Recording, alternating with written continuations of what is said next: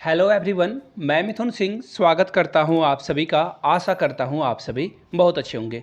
सबसे पहले मैं आप सभी लोगों का शुक्रगुजार हूं, थैंकफुल हूं, ग्रेटफुल हूं कि आप लोगों ने क्वेश्चन पेपर जो है जिस भी मीडियम में हो सका आप लोगों ने भेजा, ईमेल पे भेजा, इंस्टा पे फ़ोटोज़ भेज दी आपने, गूगल फ़ोटोज़ पे बहुत सारे फ़ोटोज़ आए क्वेश्चन पेपर के, तो आप सभी का शुक्रगुजार हूँ। बस आप लोगों से एक दरख्वास्त है, आप लोग खोट्ठा का जो पेपर है ना, प्लीज़ वो अगर आपके पास है 1 to 5 या 6 to 8 का, तो प्लीज़ आप खोट्ठा का पेपर मुझे भेज दीजिए। यहाँ से मेरी ईमेल आईडी देख लो, मैं लिख देता हूँ YOUR योर मिथुन सिंह आपको लिखना है। गूगल फ़ोटोज़ पे भी ये नाम से आपको मेरी आईडी मिल जाएगी। योर मिथुन सिंह @gmail.com पे आप मुझे मेल कर दीजिए, और कोई स्पेस नहीं है। योर मिथुन सिंह @gmail.com में कोई भी स्पेस आपको नहीं डालना है। gmail.com पे आप मुझे भेज दीजिए। अगर आप ट्विटर पे हो या इंस्टा पे हो या थ्रेड ऐप पे हो, कहीं पे भी हो, आई मिथुन सिंह आप सर्च करना, वहाँ पे आपको मेरी आईडी मिल जाएगी। प्लीज़ खोटा का पेपर अगर आप पीडीएफ में सेंड कर पाओगे तो मैं आपका ग्रेटफुल रहूँगा। उसके ऊपर भी एक वीडियो बन जाएगी जिनका क्वेश्चन पेपर है, प्लीज़ भेज दीजिए आप लोग। चलिए 1 to 5 के भारी डिमांड पर फाइनली जो है सीडीपी का सबसे सटीक आंसर की आपके सामने मैं रख रहा हूँ। बाय द वे, अगर किसी प्रश्न से आपको आपत्ति होती है तो नीचे कमेंट सेक्शन में ज़रूर दर्ज कराएं। आपके समस्या का समाधान, आपके जो डाउट्स हैं, है ना, उसको सॉल्व करने की पूरी कोशिश कर जाएगी। आपके जिज्ञासा को जो है समझाने की और उसे शांत करने की पूरी कोशिश की जाएगी कमेंट सेक्शन में। तो कमेंट सेक्शन में अपनी राय ज़रूर दर्ज कराएं। और अब 1 to 5 में कौन सा अगला सब्जेक्ट आपको जो है देखना है, किसकी आंसर की देखनी है। ये तो सीडीपी का आंसर की है, अगला आंसर की किस सब्जेक्ट का बनाया जाए 1 to 5 का, नीचे कमेंट करके जरूर लिखिएगा। तो चलिए शुरू करते हैं बिना किसी देर के। वेरी फर्स्ट क्वेश्चन आपके सामने ये रहा, अनिवार्य शिक्षा के मार्ग में बाधाएं हैं। देखिए मैं पहले बता दूं ये कौन सा है, ये देख लो, आप लोग देख लेना, ये यू वाला कुछ सीरीज है वो देख लेना आप। आपके क्वेश्चन पेपर में जो क्वेश्चन है वो इधर उधर हो सकते हैं, बट डोंट वरी, ये क्वेश्चन आपको कहीं ना किसी दूसरे नंबर पे जरूर मिलेगा। तो क्वेश्चन पेपर खोलकर आप आंसर की मिला लीजिए। अनिवार्य शिक्षा के मार्ग में बाधाएं क्या क्या है, तो वेस्टेज की समस्या है, जन चेतना की कमी है, या फिर शिक्षा के महत्व की अज्ञानता है। अगर आप देखो, जब भी इनमें से सभी वाला ऑप्शन आता है ना, तो 90% चांसेस बन जाते हैं। खास करके जो एजुकेशनल साइकोलॉजी है उसमें ये होता ही होता है, बाल विकास वाले में। लेकिन 10% का जो है आपको मार्जिन रख कर चलना होगा। फिलहाल यहाँ पे राइट आंसर डी ही है कि लोगों में जन चेतना की कमी है, शिक्षा के प्रति लोगों की जो है समस्याएं हैं, वेस्टेज है, यानी कि शिक्षा के ऊपर कम खर्च करना चाहते हैं, और शिक्षा के महत्व को भी लोग जो है अच्छे से समझ नहीं पाए हैं। चलिए आगे बढ़ेंगे सवाल नंबर 2 की ओर। बाल केंद्रित यानी कि चाइल्ड सेंटर्ड जो एजुकेशन है, उसमें किस शिक्षा दर्शन को, एक्चुअली जो है बहुत सारे साइकोलॉजिस्ट होते हैं अलग अलग फील्ड के। कोई प्रकृतिवाद को मानते हैं यानी कि नेचुरलिस्ट है, कोई बिहेवियरिज्म को भी मानते हैं, व्यवहारवादिता को मानते हैं, कोई आदर्शवाद को मानते हैं, कोई साम्यवाद को मानते हैं, कम्युनिज्म जिसे आप बोलते हो। तो देखिए इसका जो सही आंसर है वो है व्यवहारिकवादता, यानी कि बच्चा बिहेवियर से सीखेगा। आप अगर उसे प्लांटेशन के लिए लेके जाओगे तो उसके प्रति जो है पर्यावरण के प्रति प्रेम उमड़ेगा, पेड़ के प्रति प्रेम उमड़ेगा। आगे वो पेड़ों को काटने से जो है हिचकिचाएगा, वो पर्यावरण में पेड़ के महत्व को समझेगा। यानी कि अगर आप उसे लाइव यानी कि उसे व्यवहार में लाकर किसी चीज़ को सिखाओगे तो वो सीख जाएगा। आपका फिर से एक राइट आंसर क्या हो जाएगा, डी नंबर ही हो जाएगा 2 का। चलिए आगे बढ़ेंगे अगले सवाल की ओर। अगला सवाल आपके सामने ये रहा, बाल केंद्रित शिक्षा शास्त्र की क्या विशेषताएं हैं। देखो जब भी आप लोग अगला एग्जाम जब भी दोगे, शायद आप लोग मेंस वाला जो एग्ज़ाम है जेटेट मेंस वो आप दोगे, तो देखिए एक बात का खास ख्याल रखिएगा, जब भी आपको केवल शब्द दिखे, केवल ओनली, इससे आपको बचना है। रटना, ये देखो एक और वर्ड है रटना, ये सब नेगेटिव वर्ड होता है, ये कभी आंसर आपके होंगे ही नहीं। ठीक है ना, बच्चे को रटाकर, कंठस्थ करके, कॉपी करके, बार बार अभ्यास करके, ये सब चीज़ों से बच्चा सीखता नहीं है। तो बाल केंद्रित शिक्षा शास्त्र की जो विशेषताएं हैं, केवल देखो ये पाठ्य पुस्तक पर ही पढ़कर बच्चा सीखता है, बिल्कुल नहीं। बच्चा को अगर, बच्चे के पिता अगर कृषि से संबंधित हैं तो वो बच्चा वहाँ से सीख लेगा कि बीज कैसे उगता है, उसे कैसे जो है देखभाल उसकी की जाती है। तो पाठ्य पुस्तक से बच्चा केवल नहीं सीखता है। बच्चों के अनुभव को प्राथमिकता देना एज ए टीचर, हाँ बिल्कुल सही बात है। बच्चा अगर घर से, आपने मान लो कि उसे जो है अंकुरीकरण पढ़ाना जो है शुरू किया, लेकिन आप क्या करोगे, क्लास में बच्चों से जो है कोशिश कर लोगे कि उससे पूछ लोगे कि आपने कभी ये किया है अथवा नहीं। यंत्रवत याद रखना, देखो याद रखने वाले चीज़ों को हम लोग लेते नहीं हैं। योग्यता के आधार पर विद्यार्थियों को नामांकित और वर्गीकरण करना, देखो यहाँ पे अलग करने की बात हो रही है, और हमारे एनसीएफ में ये कभी नहीं कहा गया कि बच्चों को आपको वर्गीकृत करना है। सही जवाब आपका क्या हो जाएगा? ऑप्शन नंबर बी, बच्चे के जो घर से अनुभव है उसे आप प्राथमिकता दोगे। ठीक है, चलिए आगे बढ़ते हैं अगले क्वेश्चन की ओर। चलिए अगले क्वेश्चन की ओर हम लोग बढ़ते हैं। क्वेश्चन नंबर 4, सामान्य बालकों का जो आईक्यू होता है वो पूछा गया है आपको, आईक्यू यानी कि इंटेलिजेंस क्वेश्चन। तो देखो इंटेलिजेंस क्वेश्चन जो होता है बच्चे के बीच में 90 से 109 के बीच में होता है, लेकिन यहाँ पे 110 के बीच में दिया है तो 109 भी यहाँ पे आ रहा है। तो स्टैंडर्ड जो होता है, जो बच्चा नॉर्मल है, जिसे आप नॉर्मल बोल सकते हो सीखने के लिए, वो जो है कैपेबल है, तो इसका सही जवाब होगा 90 से 109 के बीच में। लेकिन यहाँ पे आंसर 90 से 110 दिया है तो आपको इसी के साथ जाना था, 4 का आंसर सी होगा। देखिए इस तरह के सवाल थोड़े से जो है थोड़े से दिक्कत वाले होते हैं, बट डोंट वरी, चीज़ों को आप सीख जाओगे। चलिए आगे बढ़ते हैं। मौखिक रूप से सीखने की अक्षमता यानी कि learning disabilities, verbal learning disabilities की बात की जा रही है। वर्बल लर्निंग यानी कि बोलने में उसे तकलीफ हो, समझने में तकलीफ हो, तो उसे डिसलेक्सिया बोला जाता है। ऑप्शन बी आपका सही जवाब हो जाएगा। डिसग्राफिया, देखो ग्राफ यानी कि पिक्चर वगैरह बनाने की बात हो रही है, तो जब भी ग्राफ वगैरह की दिक्कत हो तो डी के साथ आपको जाना था। लिखने में प्रॉब्लम हो तो डिसग्राफिया होगा। चलिए आगे बढ़ेंगे। बालक का विकास सिर से पैर की दिशा में होता है, यह किसका सिद्धांत है? तो देखिए ये विकास का एक निश्चित दिशा का सिद्धांत है। इसे सिफाली कॉडल भी कहते हैं इंग्लिश में। आप यहाँ पे ऑप्शन में नहीं है but don't worry, Shefali caudal बोलते हैं, जहाँ से बच्चे का जो विकास होता है वो सर से पैर की ओर बढ़ता है। पहले सर का विकास फिर पैर की ओर, यानी कि टॉप टू, इसे देखो ऐसे भी बोला जाता है, कहीं कहीं कहीं क्वेश्चन ये भी पूछा जा सकता है, टॉप टू टू, यानी कि अंगूठे का जो आपका पैर का अंगूठा है, टॉप से टू की ओर जो है ये विकास होता है। आगे बढ़ेंगे अगले सवाल की ओर। एक शिक्षक को पुरस्कार एवं दंड देते समय किस बात का ध्यान रखना चाहिए? देखिए बच्चे को जब भी आप रिवॉर्ड दे रहे हो या पनिशमेंट दे रहे हो तो आपको इस बात का खास ख्याल रखना है। अगर आपने टेस्ट लिया और बोला कि जो बच्चे सबसे अच्छे प्रदर्शन करेंगे, सबसे अच्छा परफॉर्मेंस देंगे, उनको कैंडीज दी जाएगी, टॉफी दी जाएगी, पेंसिल दी जाएगी, व्हाटएवर कुछ भी आप दे सकते हो, तो ऐसे में आप किस बात का ख्याल रखोगे? तो इसमें आपको एक चीज़ देखना है कि बच्चे के अंदर किसी तरह का फियर, डर का तो नहीं भाव आ रहा है ना। तो ऑप्शन क्या हो जाएगा? 7 का ए सही जवाब हो जाएगा। क्लियर है? चलिए आगे बढ़ते हैं।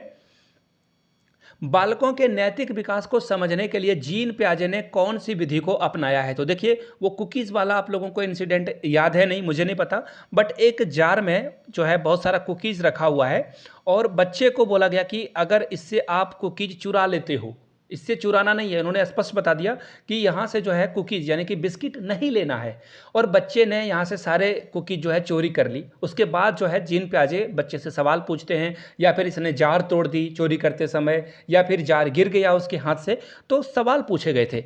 तो ये सवाल पूछने को क्या कहते हैं? इंटरव्यू कहते हैं, साक्षात्कार मेथड कहते हैं, क्या बोल रहा हूँ मैं, साक्षात्कार विधि बोलते हैं। इसका राइट आंसर क्या हो जाएगा? 8 का ए। चलिए आगे बढ़ते हैं अगले सवाल की ओर। शिक्षण अधिगम के अंतर्गत शिक्षक का मुख्य कार्य क्या है? देखिए बच्चों को आप देखो, एक बात बोली जाती है, बच्चा कोरी स्लेट नहीं है, खाली स्लेट नहीं है कि उसमें कुछ भी नहीं लिखा है, उसके पास कुछ भी ज्ञान नहीं है। बच्चा जब स्कूल पहुंचता है तो वो बहुत सारे ज्ञान को लेकर स्कूल पहुंचता है, ये बात आपको पता होना चाहिए। और एज अ टीचर एक्चुअली कुछ होता नहीं है। एनसीएफ में एक बात बोली गई है टीचरों के बारे में, टीचर फैसिलिटेटर होता है, यानी कि बच्चे को फैसिलिटेट करता है, बच्चों को आगे पढ़ाने के लिए जो है उसका काम क्या है? मोटिवेट करना, उसे टूल प्रदान करना ताकि बच्चा सीख पाए। तो आपका काम है बच्चों को मोटिवेट करना सीखने के लिए। आप किसी को कुछ सिखा नहीं सकते हो, ये बात किस साइंटिस्ट ने कही, मैं भूल गया हूँ, वो साइकोलॉजिस्ट ने कही थी कि किसी को आप कुछ सिखाते नहीं हो, अगर वो खुद से सीखने के लिए तैयार नहीं है, यू कांट डू मच, आप कुछ भी ज़्यादा कर नहीं सकते हो। 9 का ए आपका करेक्ट आंसर हो जाएगा। चलिए आगे बढ़ेंगे नेक्स्ट क्वेश्चन की ओर, जो कि आपके सामने ये रहा। समय का सदुपयोग करने हेतु प्रोत्साहित करना है, बहुत अच्छा शब्द है। प्रोत्साहित करना, बच्चे को रियल लाइफ से कनेक्ट करना, यानी कि वास्तविक जीवन से जोड़ना, ये सब क्या है? अच्छी बात ही है। अब देखिए सर्वोत्तम उपाय क्या है, ये पूछा गया है। तो देखिए आप जब स्वयं का समय का सदुपयोग करोगे तो सबसे अच्छा तरीका यही होगा, डी इसका सही जवाब होगा। जिसने भी ये आंसर की सॉल्व किया है, दैट्स फैंटास्टिक, उनके सारे आंसर सही हैं। अगला सवाल देखो। स्पेंजर एक साइकोलॉजिस्ट हैं, इनका जो विज्ञान प्रकृति है यानी कि वो किस पक्ष पर आधारित है? तो इंटरेस्ट पे है। तो देखिए इंटरेस्ट का जवाब क्या है? रुचि। इसका जवाब क्या है? ए। 11 का ए सही जवाब हो जाएगा।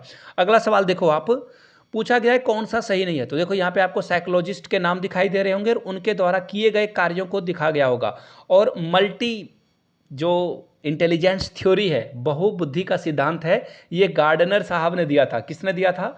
गार्डनर ने दिया था, ठीक है ना। तो लेकिन यहाँ पे गार्डनर आपको दिखेगा नहीं, यहाँ गिलफोर्ड दे दिया गया है जो कि रॉन्ग है, और पहला ही आंसर आपका क्या है? करेक्ट हो जाएगा 12 का ए। देखो नहीं वाले शब्दों पे ध्यान देना चाहिए आपको।